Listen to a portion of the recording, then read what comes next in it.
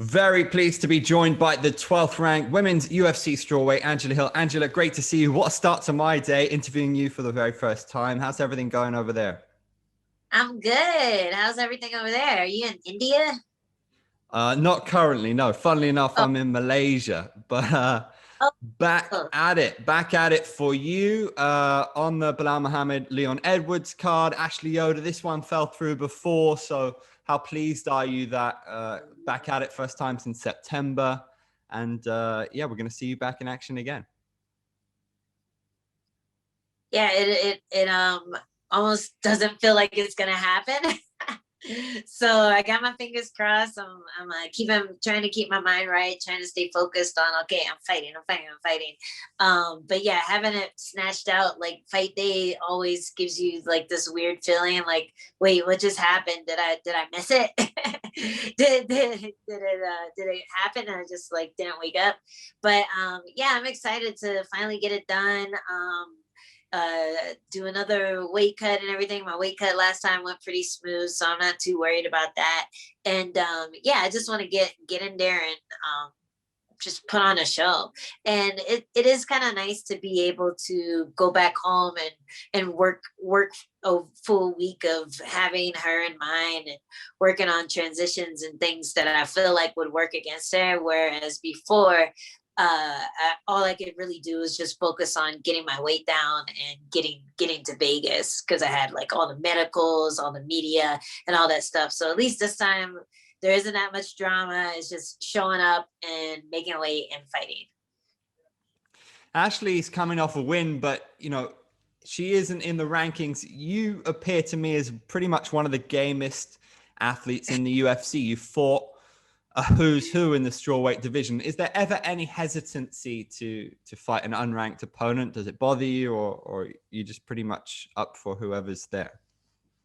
I mean, I'm up for whoever's there. Sometimes my coaches are like, simmer down, like calm down a bit. Let's think about this.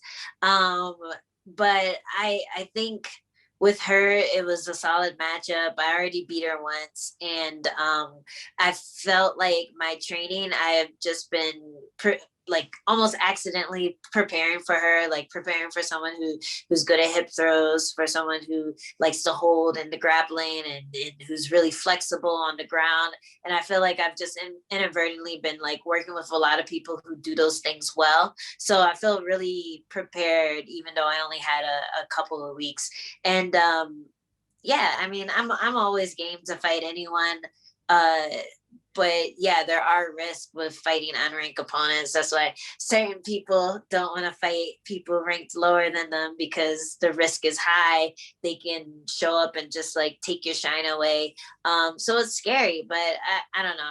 I think at this point, because I'm coming off of two losses, my best bet is to fight whoever I can and just win, just focus on winning and winning as much as possible so I can start being looked at as one of the next title contenders again. What's the psychology like when you fought somebody before? It was back in 2017. Do you try to go one up this time? Do you try to get the finish? Is that something that's important to you? Because we know how fast you can fly out the rankings if you do something special.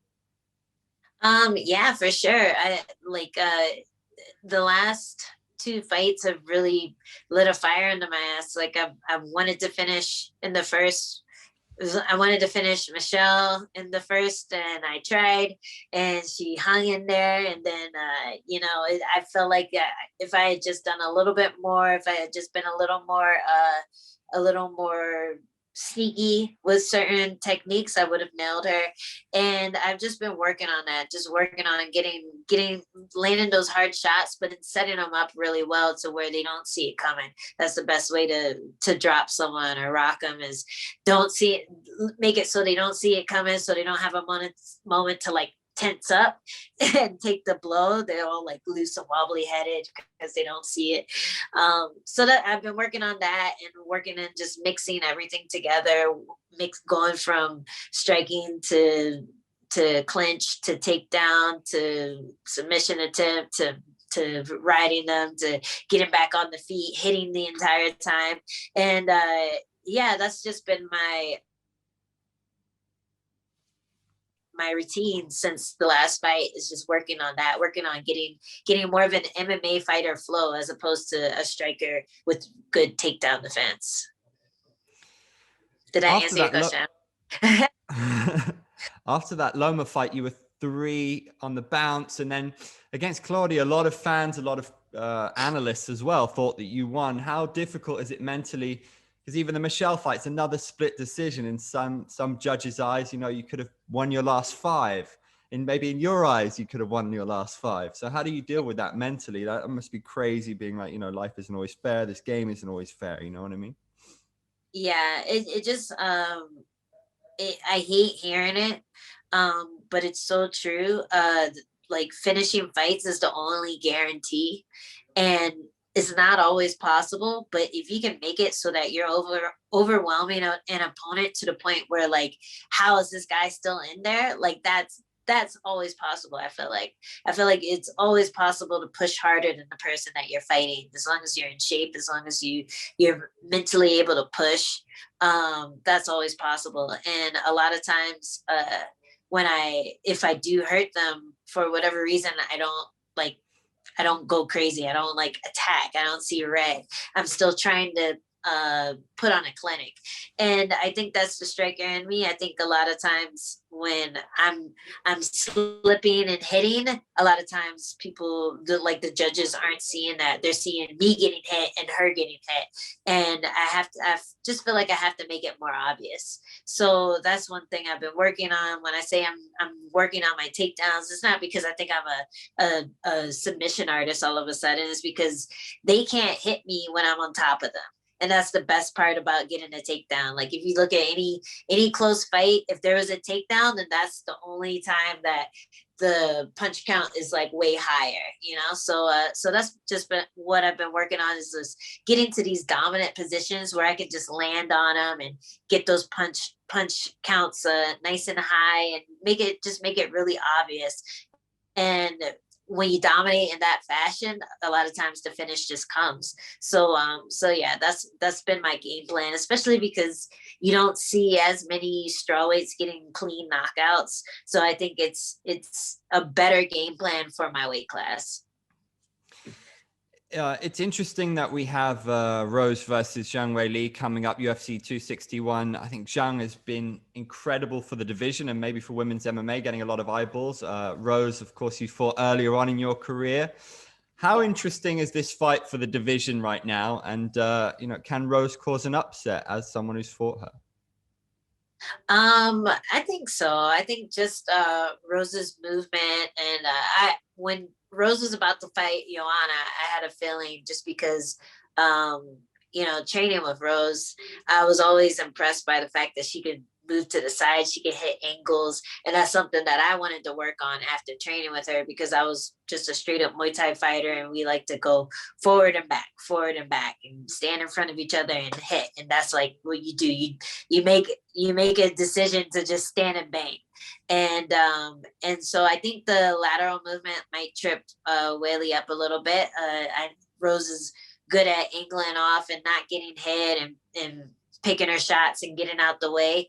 But Weili has power, and she's a smart fighter too. So it all depends on, like, I don't know whose game plan just plays out better. That's such a cop out to say, but it really is like, Weili throws volume and she throws power as well. And I think Rose doesn't have the same power, but she definitely has precision, and she makes you miss, and that can get you tired a lot more than just like hitting someone and getting hit. Like if you're missing them, then you're like using a lot more energy to bring the punches back. So I think Rose definitely has a good chance of winning this fight. And like if she's an underdog, I'm probably gonna put money on her just because.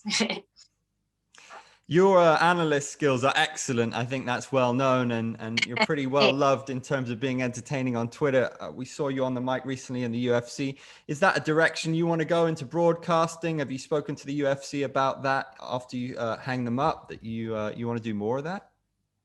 Yeah, I've gotten like really positive feedback from ESPN, from Dana even, and everyone everyone likes me, I guess. So I guess I'm doing my job. Like I take the research really seriously. When they give me an assignment, I get really excited about it because like that's one of the things I've always loved about fighting. Like even when I was an amateur, if I knew someone was fighting someone and I could look them up, I'd be like, oh, okay, let's see what they got. You know, like, ooh, you can hit them with this and that. And it's exciting. It's an exciting part of fighting for me. Like I know a lot of fighters don't like to watch tape, but that's one of my favorite parts is just watching the tape and recognizing patterns that every fighter has. And every fighter has something a little different that they do, or everyone throws a cross, but everyone throws it slightly different. And it's fun to just kind of predict what's going to happen and what you're going to see in the fight. And yeah, it's a cool part. I think it's the most fun part about fighting because you can do all that research and then like the total opposite thing happens and you never know what you're gonna get. So yeah, it's definitely a fun part of what we're doing, and I would love to continue that after I hang up the gloves. Like I think that would be great. Be awesome. Speaking of Dana, if you had like a magic lamp with him in terms of changing one thing about the UFC, for example, a lot of people want a men's 165 division. There's rumors about the women's featherweight division leaving. So, I mean, maybe a women's atomweight division or like pride style walkouts. Which one of those do you think you would like to see? Man, there's so many. Do I get 3 wishes? Yeah, I think a lot. One I think would be somehow fix the judging. Like I don't know what you could do to fix it, but fix the judging, like either open scoring or allowing more options with the 10-point mess. Like I always say that if you have more draw rounds, then it makes it for a better analysis of what actually happened in the fight. And I always use the Holloway Volkanovski fight as an example. Like Max won 2 dominant rounds, and then the last 3 were very close. And a lot of people say that the last 3 were split right down the middle. So if you use draw rounds and scored that fight, then that would have been Max's fight. So it's like I feel like that would be a really easy way to fix judging. But that's one thing that I would want to do is like somehow just make the judging more accurate with what the fans think happened. Another thing would be the walkouts for sure. Like I love the boxing walkouts. I love all that stuff. Like there was that one really epic Conor McGregor fight where they had like Sinead O'Connor yeah, right, like awesome. Like is that her name? I'm mixing up with Connor, but yeah, they had like the live performances. Like that was awesome. Like it would be so great if we did that for every big title fight. Imagine if we did that for the last card. Like that would be so sick. So something like that, like when the fans get back, obviously. And I kind of like knees to the head of a grounded opponent.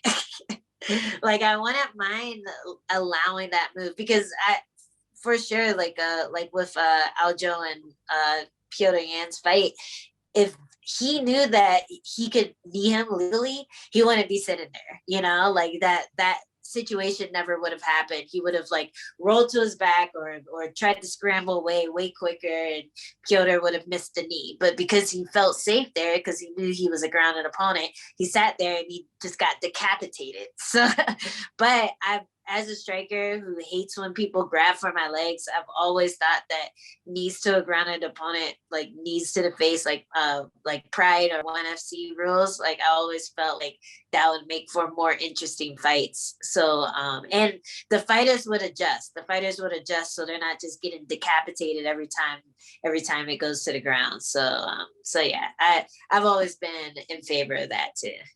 I love it. Yeah, Rising as well. You can soccer kick in Rising. Yeah, right. I would love to. I'm in danger of keeping you too long. I've got one last one for you. We mentioned Zhang Weili, but as I'm interviewing you from Asia, who do you think is the most exciting fighter or up and coming fighter or a fighter that really interests you coming out of Asia right now?